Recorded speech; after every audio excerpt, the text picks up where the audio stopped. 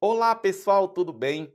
Vamos continuar a nossa aula sobre direitos humanos. No bloco passado, nós falávamos da Declaração de Viena.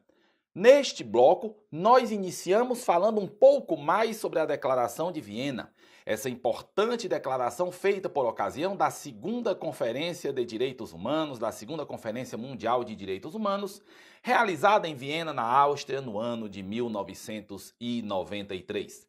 Além dos valores que a Declaração de Viena consagra e que já foram objeto de abordagem na aula anterior, ou melhor dizendo, no bloco anterior, quando nós falávamos, por exemplo, do direito à autodeterminação, da universalidade dos direitos humanos, da indivisibilidade dos direitos humanos, do direito ao desenvolvimento, a Declaração de Viena aborda também, por exemplo, a ligação entre o desenvolvimento e o meio ambiente. Não apenas a Declaração de Viena enfatiza a importância do direito ao desenvolvimento, mas chama a atenção para a necessária ligação entre o direito ao desenvolvimento e o direito a um meio ambiente sadio, que nós enfatizamos é um direito humano. Aí a gente vai para o slide para ver que o direito ao desenvolvimento deverá ser exercido de modo a satisfazer de forma equitativa as necessidades ambientais e de desenvolvimento das gerações presentes e vindouras. Aí no slide de vocês há um pequeno errinho, a palavra ambiental é cortada por aspas, mas aí o material que vocês vão receber vai ser devidamente corrigido por este professor. É como eu falei em um bloco anterior, vou passar um pente fino nesse material para... A gente sempre tem algo a melhorar, né? A gente sempre tem algo que a gente pode fazer melhor. Então a gente vai melhorar ainda mais esse material, limpando-o de todo e qualquer erro que possa atrapalhar a compreensão do assunto que a gente vem falando aqui. Temos também dentro da Declaração de Viena a preocupação com o combate à discriminação racial e à xenofobia, e a preocupação com o terrorismo. Nós temos, portanto, aqui duas grandes preocupações da modernidade abordadas dentro da Declaração de Viena, primeiro chamando a atenção para a necessidade de que o respeito pelos direitos humanos e pelas liberdades fundamentais, sem qualquer distinção, é uma regra fundamental do direito internacional, razão pela qual a pronta eliminação de todas as formas de racismo e discriminação racial, xenofobia e intolerância conexas constitui tarefa prioritária para a comunidade internacional. Além disso, os atos, métodos e práticas de terrorismo sob todas as suas formas e manifestações, bem como sua ligação em alguns países ao tráfico de entorpecentes, são atividades que visam a destruição dos direitos humanos, das liberdades fundamentais e da democracia. E aqui eu chamo a atenção de você para a importância do enfrentamento ao terrorismo no direito internacional. O enfrentamento ao terrorismo é ligado à própria preservação dos direitos humanos. É necessário que tenhamos em mente que o terrorismo viola direitos humanos e é tendente a criar um quadro em que mais violações ainda possam ocorrer, visto que o terrorismo tende a eliminar a democracia, seja numa hipótese em que os terroristas coloquem o seu julgo como a regra na sociedade, seja porque em alguns estados o combate ao terrorismo vem abalando o arcabouço institucional e jurídico dirigido à proteção da pessoa humana. É muito grande a importância do combate ao terrorismo no atual quadro das relações internacionais. Há também uma preocupação com o público vulnerável que todas as normas de direitos humanos têm. Aqui nós temos dentro da Declaração de Viena a ênfase na proteção das mulheres e também das crianças do sexo feminino, bem como a preocupação com a proteção das minorias. Mais uma vez, é sempre importante lembrar que quando se fala em igualdade, não se fala que todas as pessoas deverão ter exatamente o mesmo tratamento. É certo que alguns direitos todas as pessoas devem ter, como, por exemplo, o direito à vida, o direito à liberdade de ir e vir, a liberdade de expressão, por exemplo, a liberdade de associação. Entretanto, algumas pessoas precisam de um reforço na sua proteção, em virtude de suas condições ou em virtude de questões históricas. Em outras palavras, a mulher, que histórica e culturalmente é vista em muitas sociedades como inferior, ela precisa de uma proteção para que avancem as sociedades no sentido de que a mulher possa ser considerada exatamente igual ao homem.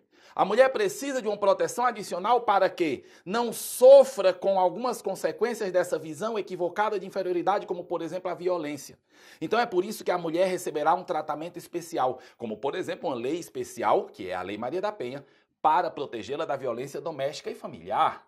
Então vejam que o tratamento diferenciado de alguns públicos é necessário, para que aí sim todos sejam igualmente tratados de maneira digna, para que aí a visão de igualdade seja a visão correta, ou seja, a visão de que todos os seres humanos devem igualmente ter acesso aos meios para que possam ter uma vida em condições de dignidade. A gente continua ainda um pouco mais com a Declaração de Viena, que vai se preocupar ainda com a proteção das populações indígenas, com a proteção da criança em geral, com a não discriminação das pessoas com deficiência e com a atenção a grupos vulneráveis em geral, com menção especial aos migrantes. Aqui nós temos um problema muito grande em todo o mundo e um problema aqui no Brasil vai ser abordado, ou melhor, está sendo abordado de outra maneira, a partir da nova Lei de Migração. A nova Lei de Migração, Lei 13445 de 2017, é o diploma jurídico que vem a substituir o Estatuto do Estrangeiro, Lei 6.815 de 1980, e que vem, de certa forma, realizar os compromissos do Brasil com a Declaração de Viena, os compromissos que o Brasil assumiu na Convenção de Viena, no sentido de dar aos migrantes, de dar aos visitantes o acesso aos direitos que esses fazem jus como seres humanos que também são. Há também uma preocupação na Convenção de Viena com a efetivação, ou seja, qualquer Estado deverá dispor de um quadro efetivo de soluções para reparar injustiças ou violações dos direitos humanos. A administração da justiça, incluindo departamentos policiais e de promoção penal, e nomeadamente a independência do Poder Judiciário e o Estatuto das Profissões Forenses, em total conformidade com as normas aplicáveis contidas em instrumentos internacionais de direitos humanos, são essenciais para a concretização plena e não discriminatória dos direitos humanos, indispensáveis aos processos democráticos e de desenvolvimento sustentável. Perdão.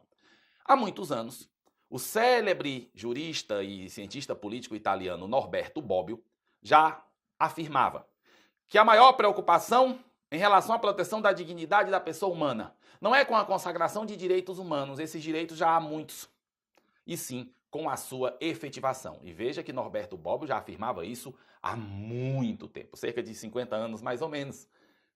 Logo, a preocupação dos Estados e do sistema internacional não deve ser apenas com consagrar direitos, deve ser em colocar esses direitos como letra viva na sociedade, como prerrogativas às quais as pessoas efetivamente têm acesso, e nesse sentido é preciso que haja órgãos policiais, judiciários, órgãos do Poder Executivo, todos voltados a garantir a efetivação dos direitos humanos no dia a dia das sociedades. Cabe aqui destacar que quando se fala em direitos humanos é necessário lembrar que há que se falar de uma perspectiva de proteção, com uma perspectiva de pare, ou seja, com uma perspectiva de impedir que o Estado, por exemplo, viole um direito de uma pessoa, viole, por exemplo, o direito à vida ou à integridade física da pessoa. Mas há também uma perspectiva de promoção, uma perspectiva prospectiva, uma perspectiva de siga.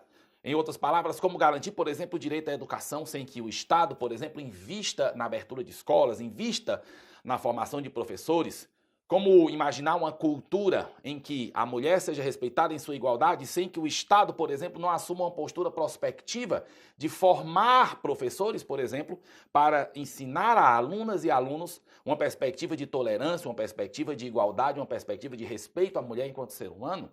Então, há também uma perspectiva prospectiva da proteção e da promoção dos direitos humanos. Insisto, uma perspectiva de pare, mas também uma perspectiva de siga, que não pode sair da sua mente. Os direitos humanos não são simplesmente uma pauta de limites no sentido de não fazer, mas também uma pauta de limites no sentido de fazer.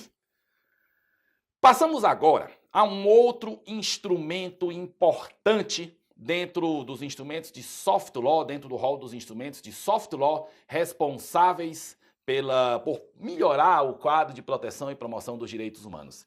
Esse instrumento se chama Princípios de Paris. Os princípios de Paris têm um nome completo, no caso, princípios relativos ao Estatuto das Instituições Nacionais para a Promoção e Proteção dos Direitos Humanos. Os princípios de Paris, que previsivelmente foram elaborados em Paris, e aqui nós temos uma coisa muito importante a ser dita. É muito comum que os documentos de soft law e os tratados acabem recebendo o nome das cidades onde são adotados, onde são assinados, onde ocorrem as suas negociações. Temos de ter apenas um pouco de cautela quando vamos estudar alguns tratados internacionais e alguns instrumentos de soft law. Porque há cidades com muito movimento diplomático, como por exemplo Genebra, como por exemplo Viena. Então é nesse sentido que nós temos de ter um pouco de cuidado. Se eu falo, por exemplo, sobre a Convenção de Genebra para a proteção das populações civis em tempo de guerra. Se eu falo simplesmente de Convenção de Genebra, eu estou me esquecendo que há mais 3 convenções de Genebra, que também são voltadas a proteger as pessoas nos conflitos armados. A Convenção de Genebra I, a Convenção de Genebra II, a Convenção de Genebra III e a Convenção de Genebra IV. Cada uma com um público. Convenção de Genebra I é o público dos soldados, dos exércitos, a Convenção de Genebra II dos soldados das Forças Armadas no mar e assim sucessivamente. É verdade que se nós falarmos apenas Convenção de Genebra, nós podemos induzir uma pessoa a erro. Isso também pode ocorrer, por exemplo, no estudo do direito internacional. Por exemplo, Convenção de Viena. Há 3 convenções de Viena importantes. Convenção de Viena de 1961 sobre relações diplomáticas, Convenção de Viena de 63 sobre relações consulares, Convenção de Viena de 69 sobre direito dos tratados. Se eu digo simplesmente a Convenção de Viena, eu posso cair em erro ou induzir alguém a erro. Então, essa pequena digressão que eu faço aqui, citando inclusive documentos que nem vão ser citados nesta aula de direitos humanos, nem vão ser estudados nessa aula de direitos humanos, tem como único objetivo, mais que nada didático, de orientar o teu estudo no sentido de você ter bastante cuidado ao conferir quais são, melhor dizendo, efetivamente os tratados internacionais que você vai estudar. Cuidado com a Convenção de Viena, cuidado com a Convenção de Montevidéu. Veja direitinho qual é o nome do tratado, o nome da convenção, para evitar que você perca tempo. E se tem uma coisa que você não pode perder a esta altura do campeonato, é tempo. Então a gente volta nesse sentido a falar dos princípios de Paris, mais conhecidos então como princípios relativos ao Estatuto das Instituições Internacionais para a Promoção e Proteção dos Direitos Humanos, de acordo com os quais uma instituição nacional disporá de competência para promover e proteger os direitos humanos, contando com as seguintes atribuições. Primeiro, apresentar ao governo, ao parlamento ou a qualquer outro órgão competente a título consultivo, seja a pedido dessas autoridades ou com base no seu poder de atuação por iniciativa própria, pareceres, recomendações, propostas e relatórios sobre quaisquer questões relativas à promoção e à proteção dos direitos humanos. Então, as instituições nacionais serão atores que também participarão da construção do arcabouço institucional em matéria de direitos humanos. Participarão da melhoria desse arcabouço. Participarão, em suma, de todo o processo voltado a melhor proteger e promover a dignidade humana dentro do respectivo território de atuação. Atuando em contato estreito com os órgãos governamentais, por exemplo. A gente volta ao roteiro, a gente continua o roteiro destacando que a instituição nacional pode decidir divulgar tais pareceres e pode decidir que tais pareceres e também recomendações, propostas e relatórios, bem como qualquer outra prerrogativa da instituição nacional, dirão respeito às seguintes áreas: disposições legislativas, administrativas e relativas à organização judiciária, que visem preservar e aumentar a proteção dos direitos humanos, violações dos direitos humanos e elaboração de relatórios sobre a situação nacional dos direitos humanos em geral e sobre questões mais específicas. Além do mais, a instituição poderá chamar a atenção do governo para situações em qualquer parte do país em que os direitos humanos sejam violados, dirigindo-lhe propostas de iniciativas que disponham o fim e, quando necessário, expressando seu parecer sobre as posições e reações do governo. Digamos que a instituição nacional acabará sendo um órgão de estudos, de consultorias, de apoio, mas também de vigilância. de vigilância da situação dos direitos humanos no país e de como os governos estão efetivamente trabalhando para dirimir esses problemas, para efetivar os direitos humanos na prática. Voltamos ao roteiro agora. Também estarão incluídas no papel das instituições nacionais de proteção dos direitos humanos as seguintes missões: promover e assegurar a harmonização da legislação, dos regulamentos e das práticas nacionais com os instrumentos internacionais de direitos humanos, encorajar a ratificação ou a adesão aos instrumentos internacionais de direitos humanos e assegurar a sua implementação, contribuir para os relatórios que os Estados devem submeter aos órgãos e comitês das Nações Unidas e instituições regionais, em cumprimento das obrigações decorrentes dos tratados e, quando necessário, exprimir o seu parecer sobre o assunto com o devido respeito pela sua independência e cooperar com a ONU e com qualquer organização do sistema das Nações Unidas, instituições regionais e nacionais de outros países que sejam competentes nas áreas de proteção e promoção dos direitos humanos. Ou seja, a instituição nacional não é apenas órgão que tem uma interface com o governo. É também um órgão que tem uma interface com o universo internacional, com as instituições internacionais, com a ONU, com a OEA, Organização dos Estados Americanos, com organizações nacionais similares de outros países, mantendo com essas entidades um diálogo e apoiando o trabalho dessas entidades. Uma boa forma de apoio do trabalho dessas entidades, que é, inclusive, uma forma de cumprir os tratados de direitos humanos, é trabalhar no âmbito interno para que os Estados legislem de forma tal a melhorar as condições de aplicação dos tratados de direitos humanos. Uma das missões que os tratados de direitos humanos costumam estabelecer é a missão de que o Estado legisle internamente. Não custa nada lembrar que os tratados de direitos humanos são instrumentos de direito internacional. E, portanto, os tratados de direitos humanos são construídos mediante negociações. E é importante lembrar que negociar não é fácil. Eu sempre recordo que o Pacto dos Direitos Civis e Políticos e o Pacto dos Direitos Econômicos, Sociais e Culturais da ONU demoraram 18 anos para serem negociados. Do início das negociações à adoção dos respectivos textos foram 18 anos. Então, nesse sentido, muitas vezes a negociação acaba chegando a consensos genéricos, cabendo a partir daí aos Estados soberanos, por meio das respectivas leis, aprimorar as condições de garantia dos direitos humanos. É muito comum, por exemplo, que um tratado estabeleça: caberá aos Estados soberanos prover condições satisfatórias de trabalho aos trabalhadores, condições higiênicas de trabalho aos trabalhadores. Às vezes o tratado só diz isso, e caberá à legislação interna detalhar o teor do tratado. Ademais, conferir ao Estado a missão de detalhar o teor de um tratado por meio de sua legislação é conferir ao Estado o poder de aplicar o tratado de acordo com as peculiaridades locais, garantindo que os direitos humanos sejam melhor aplicados de acordo com as condições das respectivas comunidades nacionais. Então essa missão é muito importante, essa missão das instituições nacionais é muito importante. Outra missão importante, que é a missão que as instituições nacionais têm de elaborar, ou melhor, de contribuir para a elaboração dos relatórios dos Estados. É muito comum que o monitoramento de vários tratados seja feito por meio de relatórios que os Estados periodicamente devem enviar às organizações internacionais. Caberá às instituições nacionais apoiar o processo de elaboração desse relatório. Mas não só isso. Acredito que qualquer pessoa pode pensar que o Estado vai dizer o que quiser no relatório, que esse mecanismo é falho.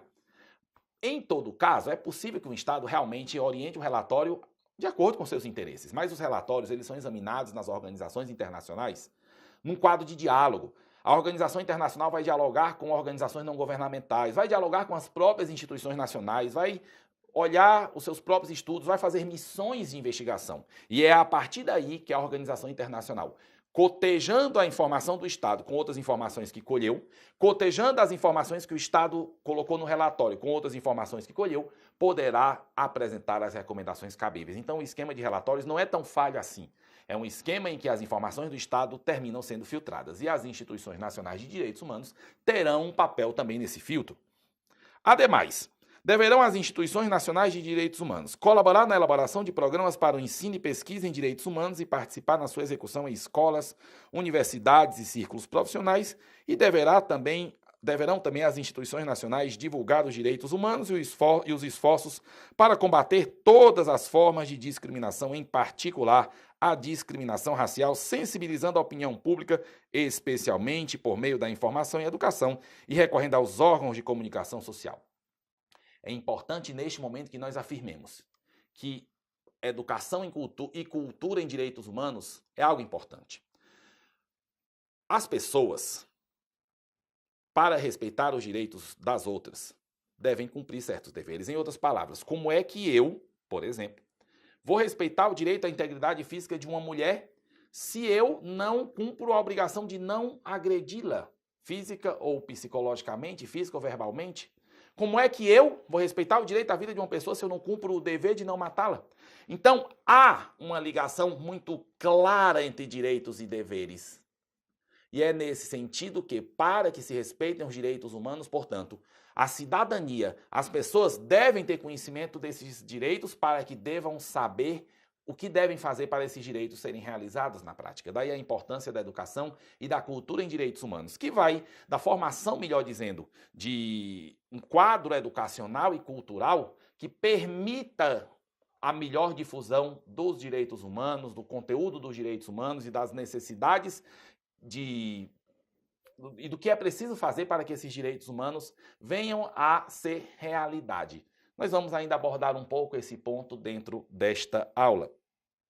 As instituições nacionais de direitos humanos deverão ter uma composição pluralista, envolvendo várias forças da sociedade civil envolvidas na promoção e proteção dos direitos humanos, podendo contar com cooperação ou representação de ONGs, associações de categorias profissionais, correntes de pensamento filosófico religioso, universidades, peritos qualificados e mesmo órgãos governamentais. A discussão dos direitos humanos não pode perder de vista a necessidade de uma perspectiva pluralista. Quando se fala que os direitos humanos são universais, se fala que justamente que os direitos da pessoa humana devem ser garantidos a todos os seres humanos indistintamente. Todos os seres humanos são titulares de direitos. Mas para que saibamos melhor quais são os anseios das pessoas em relação à sua proteção, é necessário ouvi-las. E só ouvindo as pessoas é que nós teremos um quadro efetivo em que os direitos humanos poderão ser realidade.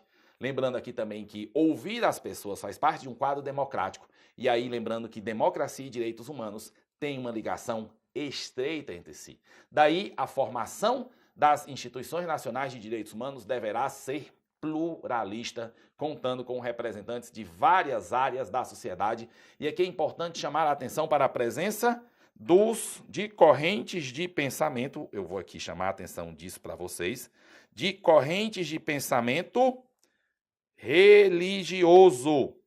De correntes de pensamento religioso. Tá? Quero chamar a atenção de vocês para isso, por um motivo muito simples. A história da formação dos direitos humanos tem uma perspectiva religiosa. A história da noção de universalização dos direitos humanos e, portanto, da internacionalização dos direitos humanos tem uma perspectiva religiosa, visto que a noção universalista é uma noção que está no cristianismo, que se afirma na humanidade pelo cristianismo.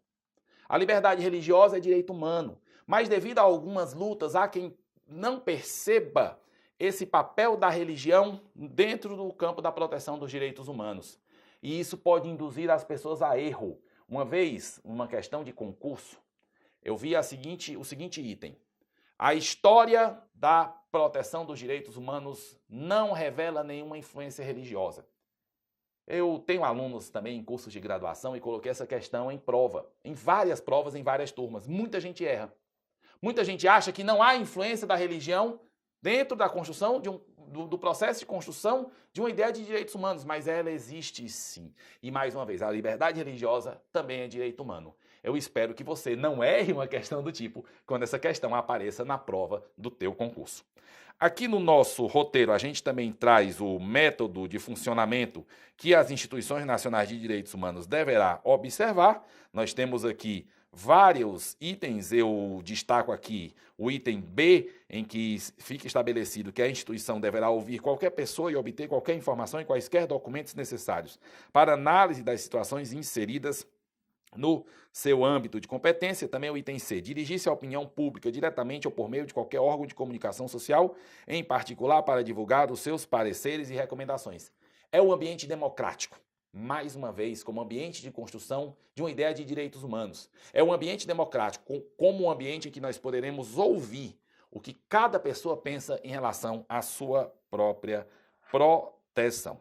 Cito ainda o item F, manter a articulação com outros órgãos jurisdicionais ou de outras naturezas responsáveis pela promoção e proteção dos direitos humanos. E no item G, ter em conta o papel fundamental desempenhado pelas organizações não governamentais, mantendo assim um bom e estreito relacionamento com referidas entidades. A gente tem mais algumas informações importantes sobre as instituições nacionais, e aqui nós temos as instituições que terão competências quase jurisdicionais, abrem os princípios de Paris a possibilidade de que haja instituições habilitadas a receber e analisar queixas e petições referentes a situações individuais, apresentadas por indivíduos, seus representantes, terceiros, organizações não governamentais, sindicatos ou quaisquer outras organizações representativas. Essas instituições poderão procurar soluções amigáveis por meio da conciliação, poderão informar o autor da queixa sobre seus direitos, poderão transmitir a queixa às autoridades competentes e poderão ainda formular recomendações às autoridades competentes. Aqui a gente chama a atenção para a possibilidade de que as instituições nacionais possam também exercer um papel semelhante a órgãos como a Comissão Interamericana de Direitos Humanos.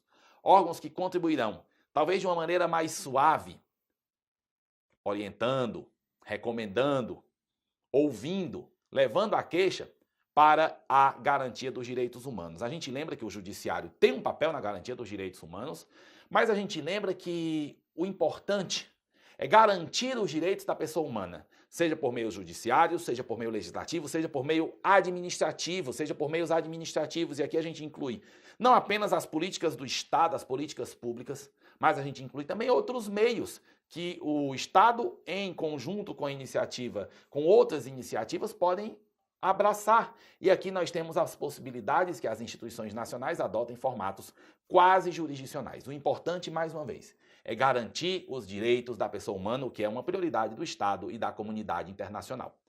Ainda dentro deste bloco, eu gostaria de falar um pouco sobre os princípios de Bangalore. Os princípios de Bangalore são mais um documento de soft law que merece a nossa atenção. Os princípios de Bangalore têm o nome completo, Princípios de Bangalore sobre Conduta Judicial. Aqui, falamos da Declaração de Viena, que é um mandato para os estados, que é um mandato para as sociedades. Falamos agora dos Princípios de Paris, que são um mandato para as chamadas instituições nacionais de proteção aos direitos humanos. O mandato agora é para os juízes. Os Princípios de Bangalore sobre Conduta Judicial vão trazer uma orientação de conduta para os magistrados, para a magistratura, e devem, portanto, ser objeto de atenção de todos aqueles que pretendem um dia ser juízes, bem como para todos aqueles que atuam no sistema judiciário, para todos aqueles que recorrem ao sistema judiciário, porque aqui nós temos como avaliar o que os juízes devem ou não devem fazer. O objetivo dos Princípios de Bangalore, ou melhor dizendo, qual o objeto dos Princípios de Bangalore? Os Princípios de Bangalore sobre a conduta judicial estabelecem princípios que pretendem definir padrões para a conduta ética dos juízes e que foram elaborados com o propósito de orientar os juízes e proporcionar ao judiciário uma estrutura para regular a conduta judicial. Os Princípios de Bangalore visam também a ajudar membros do Executivo e do Legislativo, advogados e do público em geral a ter um melhor entendimento e a apoiar o judiciário. Por fim, esses princípios pressupõem que os juízes devem também responder por seus atos a instituições próprias, estabelecidas para manter os padrões judiciais que são, por si sós, independentes, imparciais e que visam a suplementar e não a derrogar as regras legais e de conduta existentes que limitam o juiz. Ou seja, mais uma vez, os Princípios de Bangalore vão pautar a conduta dos juízes, mas vão pautar também a missão de todo o sistema que gravita ao redor do Poder Judiciário, de advogados, de membros do Ministério Público, que poderão assim apoiar os juízes, mas poderão também cobrar uma conduta dos magistrados. Quais são os valores tutelados pelos princípios de Bangalore? Primeiro, a independência. De acordo com os princípios de Bangalore, a independência judicial é um pré-requisito do Estado de Direito e uma garantia fundamental de um julgamento justo. Um juiz, consequentemente, deverá apoiar e ser o exemplo da independência judicial, tanto no aspecto individual quanto no aspecto institucional. Depois temos a imparcialidade. A imparcialidade é essencial para o apropriado cumprimento dos deveres do cargo de juiz. Aplica-se não somente ao momento da decisão, mas também a todo o processo de tomada de decisão. Temos também a idoneidade. Atenção! Olha só que ponto interessante. Vamos inclusive, destacá-lo aqui. A idoneidade e a aparência de idoneidade são essenciais ao desempenho de todas as atividades do juiz. Eu imagino que a esta hora vocês devem estar com um certo dito popular na cabeça, não só deve ser honesto, como deve parecer honesto, mas a ideia é essa mesma. A idoneidade, como bem estabelece o roteiro, a ele voltamos, e a aparência de idoneidade são essenciais ao desempenho de todas as atividades do juiz. Temos também o princípio da igualdade, ou seja, assegurar a igualdade de tratamento de todos perante as cortes é essencial para a devida execução do ofício judicial. Nós temos aqui claramente um valor ligado à imparcialidade e ligado também à independência. O juiz também deverá atuar com competência e diligência, que serão pré-requisitos da devida execução do ofício judicante. Com isso, nós chegamos ao final de mais um dos nossos blocos, mas nós ainda temos algumas pequenas missões a cumprir aqui com você. Daqui a pouco, no próximo bloco, nós vamos falar dos princípios de Yogyakarta e ainda temos um pouco a conversar com você sobre alguns assuntos de interesse de qualquer estudo em direitos humanos. Muito obrigado e até a próxima.